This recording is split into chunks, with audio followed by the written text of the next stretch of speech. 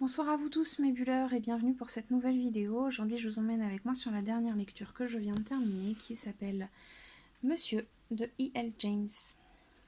Connu pour être l'auteur de la saga 50 nuances degrés, il semblerait que la recette de l'homme richissime et de la jeune femme un peu perdue et timide fonctionne plutôt bien puisque c'est avec cette même base que l'on repart dans l'histoire de Monsieur, totalement annexe, elle n'a strictement rien à voir, hormis ces quelques similitudes avec 50 nuances degrés. Cette nouvelle romance nous permet de voyager de l'Angleterre à l'Albanie et de découvrir une histoire d'amour donc entre un jeune homme, jeune héritier d'une grande famille anglaise, puisque son frère aîné vient de décéder dans un accident de voiture. Et la jeune femme en question, dont il va éperdument tomber amoureux, vient d'Albanie et elle est femme de ménage pour lui au début du roman. Il se trouve que ce roman nous permet de traiter notamment d'un sujet assez en vogue, tristement en vogue je dirais dans l'actualité, qui est l'immigration.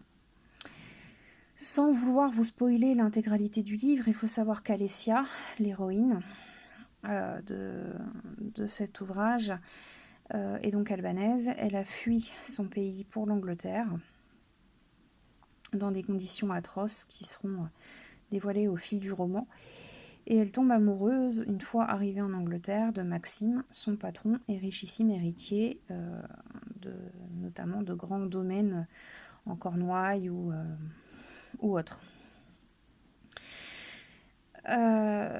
La recette semble la même au départ, et pourtant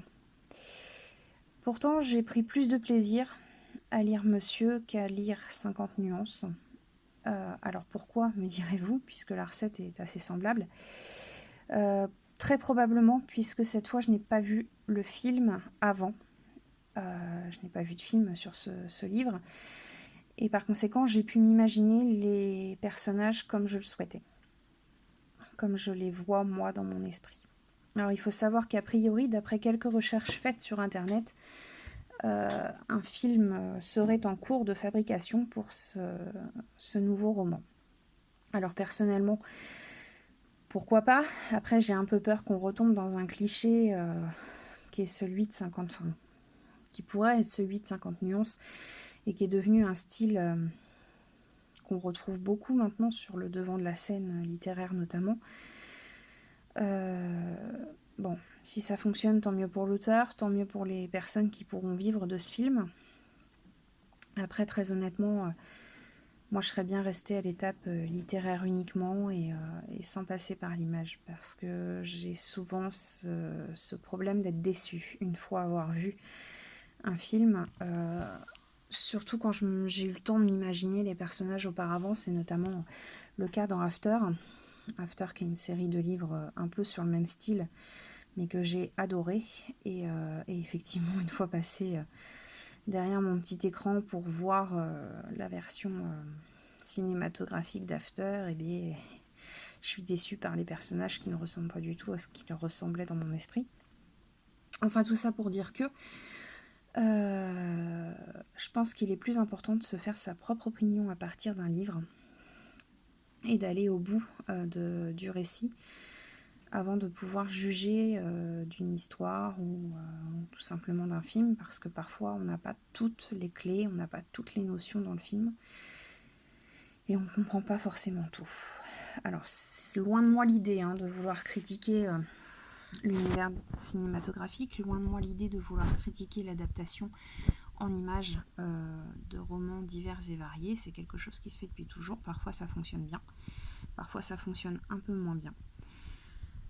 Il se trouve que dans le cas de 50 nuances, j'avais vu le premier volet au cinéma avant d'attaquer les livres. Dommage. Dommage, parce que je pense que je ne me serais pas imaginé Christian Grey ou Anna avec les traits que leur portent leurs acteurs respectifs. Voilà, en tout cas, c'est une belle découverte littéraire, même si la trame de base est sensiblement la même que celle de 50 nuances.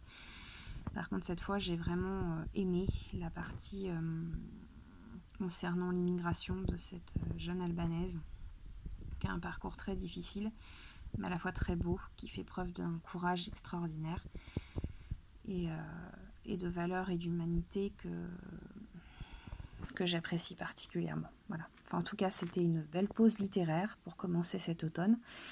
Et puis maintenant, on va se diriger vers d'autres aventures. Je vous retrouve très vite pour de nouvelles vidéos. Je vous embrasse et j'espère que je vous aurai donné envie de lire Monsieur et pourquoi pas, peut-être, quand le film sortira, de le voir.